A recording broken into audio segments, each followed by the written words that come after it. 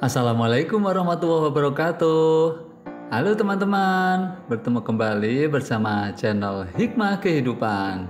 Kali ini kita akan melanjutkan cerita Mbak Ana Yuliana dengan judul Kita Berpisah Saja. Bagian ke-6. Selamat menikmati teman-teman. Wanita itu jangan lemah Towi. Harus berani bila benar, jangan diam saja, nasihat Bu Rosi pada Dewi. Iya Bu, bertahun-tahun kamu menikah, kok ya gak tahu penghasilan suami. Harusnya walau dia menutupi, kamu mesti cari tahu. Ingat ada hakmu dan pelita dalam tiap rezeki si Bagus. Aku gak berani Bu, Mas Bagus suka marah kalau ditanya-tanya. Bukan tak pernah Dewi bertanya soal gaji suaminya, namun selalu makian yang menjadi jawabannya. Kamu mau dengar cerita gak tentang adik ibu? Dewi mengangguk cepat. Adik ibu namanya Kenanga. Dia cantik, cerdas, dan ramah. Tapi ketika menikah semua berubah. Dia lebih pendiam dan tertutup. Kami sebagai keluarga gak merhatiin. Hingga akhirnya tetangga mengabarkan kalau Kenanga dibawa ke rumah sakit dalam keadaan sekarat. Dia dipukul oleh suaminya. Bu Rosi menyeka sudut netranya. Ada yang perih di hatinya. Inilah salah satu alasan ia iba pada Dewi. Pengalaman pahit wanita mengingatkan pada adiknya. Terus Bu, Kenanga meninggal setelah 3 hari dirawat di rumah sakit. Ia meninggal akibat luka di sekujur tubuhnya. Semua karena ulah suaminya. Bu Rosi menarik nafas, memberi jeda pada ceritanya. Ibu tahu ini memang takdir. Tapi seharusnya kami sebagai keluarga lebih peka dengan perubahan Kenanga. Bukannya malah abai saja. Terus suaminya gimana Bu? Di penjara 10 tahun, tapi itu tidak mengembalikan nyawa adik ibu. Membayangkan selama 1 tahun pernikahan dia harus menahan sakit akibat pukulan suaminya. Ya Allah, ibu merasa berdosa. Dewi mulai memeluk Bu Rosi yang mulai terisak. Laki-laki brengsek itu sekarang malah sudah keluar penjara. Padahal baru 6 tahun ia mendekam di sana. Orang tuanya yang pejabat melakukan segala cara untuk meminta pengurangan masa tahanan. Laki-laki itu sekarang telah menikah lagi. Tapi Kenanga adik ibu tak akan pernah hidup lagi. Sakit Wi kalau ingat itu. Dewi tertegun. Nak, kita sebagai wanita harusnya berani menyuarakan rasa kita. Jangan jadi bodoh dan larut dalam penderitaan. Ingat, hewan saja tidak boleh dipukul apalagi seorang istri. Dewi tak sanggup berkata apa-apa lagi. Selama ini ia memang tak berani melawan karena takut. Ia takut Mas Bagus akan lebih menyakitinya, takut bila harus menjadi janda. Ia tak menyadari bila rasa takutnya inilah yang menjerumuskannya semakin dalam ke dalam lubang penderitaan. Apalagi kamu punya pelita. Kasihan dia, bila tiap hari ia harus menyaksikan ibunya menderita disiksa oleh ayahnya.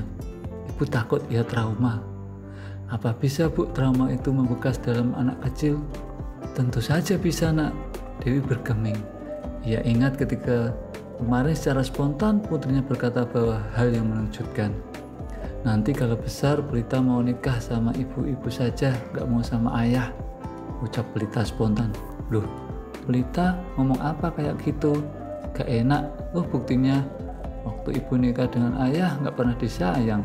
Selalu dipukul, gak dikasih uang jajan. Tapi pas menikah dengan Bu Rosi, hidup ibu enak. Bukan cuma ibu yang disayang, Pelita juga dimanja. Terus terang Dewi terkejut mendengar penuturan putrinya.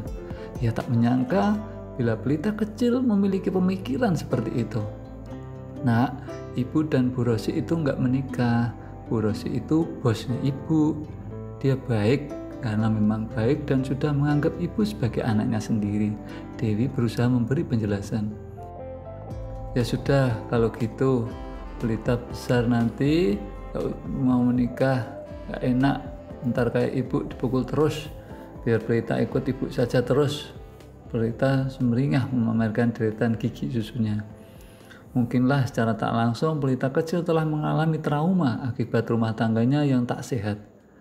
Bagaimana bisa seorang anak kecil yang bahkan belum SD sudah memutuskan untuk tak menikah karena hampir seluruh hidupnya selalu menyaksikan kekerasan dalam rumah tangga. Cowok itu jahat semua ya Bu, celoteh Lita suatu ketika. Enggak semua nak, emang kenapa Lita bilang gitu? Itu barusan Lita lihat Pak Budi yang rumahnya di dekat jalan. Lita memukulin anaknya pakai sapu. Ya enggak semua kayak gitu juga nak. Itu ayah suka jahat sama ibu, suka mukul. Sama Lita juga ya selalu bentak-bentak. Lita enggak suka cowok. Dewi sadar kini kehidupan yang ia jalani sudah tak sehat. Terlalu banyak trauma yang membekas di hati Pelita. Anak sekecil itu, ia telah menyaksikan kekerasan yang tak sepatutnya ia lihat. Dewi bertekad akan mengembalikan masa kecil yang indah putrinya. Bu Rosi tak henti memberikan motivasi pada Dewi untuk lebih percaya diri dan terus mengembangkan diri. Hari ini Dewi mencoba berjualan lauk pauk untuk makan siang. Untuk sementara target penjualannya adalah guru-guru SD di lingkungan yang ia tinggal. Ada apa saja Wi? Tanya Bu Romlah, guru kelas 3 SD. Ini Bu, saya buat pepes tempoyak mujair, tumis genjer, sayur lodeh, sambal tempe, dan rebung santan, jelas Dewi. Alhamdulillah dagangannya hari ini lumayan laris manis. Selain karena harganya yang terjangkau, Dewi pun tak pelit ketika memberi bumbu. Ibu tadi nyicip tumis genjer kamu, enak banget. Terasa bumbunya nggak kayak yang biasa dijual, cuma rasa garam dan penyedap saja. Alhamdulillah Bu, saya beli bahan-bahannya subuh, jadi harganya lumayan murah. Resepnya juga dari almarhum ibu saya. Wah, rajin kamu Wi. Ibu minta genjernya 5.000, pepes tempoyaknya 2 sama sambal tempe ya. Alhamdulillah, saya bungkus ya Bu. Alhamdulillah untuk hari pertama berjualan, dagangan Dewi lumayan laris dan hanya bersisa sedikit saja. Ia malah bisa bersedekah pada sesama bibik kantin dengan memberi lauk makan secara cuma-cuma pada mereka. Sesuatu hal yang tak bisa ia lakukan ketika masih bersama suaminya. Jangankan bersedekah, mencukupi kebutuhan diri pun begitu sulit. Wi, ikut aku sekarang. Entah sejak kapan Bagus berada di hadapannya. Mau kemana? Tanya Dewi. Ya heran kenapa laki-laki ini selalu saja muncul tiba-tiba. Gak usah banyak tanya, ayo ikut saja. Bagus menarik kasar lengan Dewi. Loh, jangan gini mas, jangan kasar. Dewi segera melepaskan cengkeraman Bagus. Kamu mau ikut atau aku yang paksa? Aku gak mau ikut. Oke, kalau gitu jangan menyesal kalau kamu aku seret ya. Coba saja kalau berani, akan aku lapor ke polisi, kata Bu Rosi. Tindakan kamu ini bisa buat kamu masuk penjara. Ayo lapor kalau kamu bisa. Kamu gak bakal bisa lapor kalau gak ada uangnya. Zaman sekarang segalanya butuh duit. Lah, kamu kayak gini kere mau buat apa? Dewi bergeming. Berkali ia disakiti Bagus, namun selama ini ia selalu diam. Tapi kali ini, benar kata Bu Rosi, ia harus berani bila benar. Mas, jangan kelewatan ya. Bagus tertawa mengejek. Katanya mau gugat cerai aku, mana? Gak tahu kan caranya?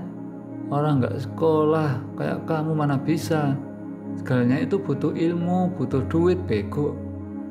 Bagus mendorong kasar Dewi. Ia terus terang ia sudah terlalu kesal melihat tingkah istrinya ini. Ia kira mentang sudah jualan maka sudah hebat. Ia salah. Dewi memang gak tahu cara gugat cerai kamu, cara ngelaporin kamu ke polisi. Tapi aku tahu dan gak akan tinggal diam. Bu Rosi yang sejak tadi memperhatikan gerak-gerik Bagus dari kejauhan menghampiri mereka. Bagus bergeming. Sial, wanita ini lagi. Kalau soal gugat cerai, gampang itu Gus. Kecil urusannya. Temanku di pengadilan agama banyak. Kemudian soal lapor polisi juga gampang. Anakku yang sedang kuliah ambil jurusan hukum loh. Bu Rosi tersenyum melihat wajah pucat Bagus. Kamu jangan mentang-mentang baru pakai seragam saja sudah sombong. Aku ini sudah 30 tahun jadi PNS biasa saja kok. Jangan lebay lah kamu dengan pangkat bajumu yang gak seberapa itu. Ibu gak usah ikut campur ya, ini masalah rumah tanggaku. Masalah Dewi adalah masalahku.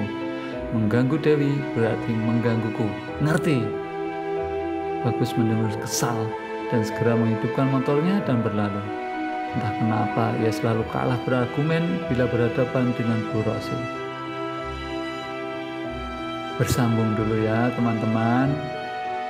Untuk bagian 6 ini kita berpisah saja. Terima kasih sudah mampir dan membaca. Salam hangat untuk keluarga di rumah. Jangan lupa follow akun KBM APP-nya Mbak Ana Yuliana. Ada banyak cerita di sana yang endingnya hanya 14-an dan 2 bulan saja. Mampir ya, nggak akan mahal kok. Terima kasih. Assalamualaikum warahmatullahi wabarakatuh. Sampai jumpa lagi teman-teman. Kamsahamnida. Kumawo.